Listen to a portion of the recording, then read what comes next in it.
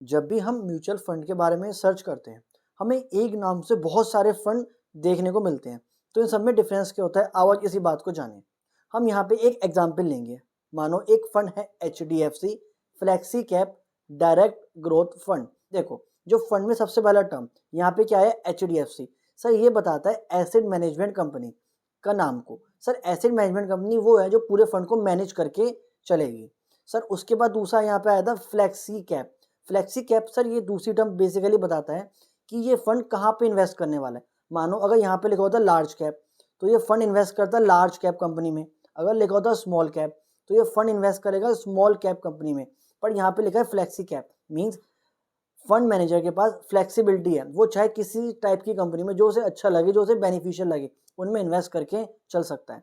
Sir तीसरी term basically बताती है कि बीच में कोई ब्रोकर इन्वॉल्व है या नहीं। मानो यहाँ पे लिखा था डायरेक्ट, मतलब कोई ब्रोकर इन्वॉल्व नहीं है, सीधा एसेट मैनेजमेंट कंपनी से हम यहाँ पे यूनिट परचेज करेंगे। पर अगर यहाँ पे लिखा होता रेगुलर, तो उसमें एक ब्रोकर इन्वॉल्व होगा।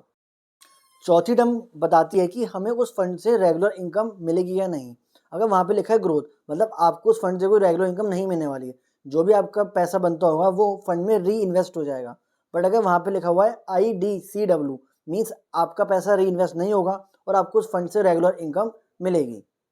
तो आई होप आपको रील अच्छी लगी होगी, आपको कुछ नया सीखने को मिला है। और अगर ऐसा है तो प्लीज़ इस रील को शेयर करो and follow my channel. Thanks for watching.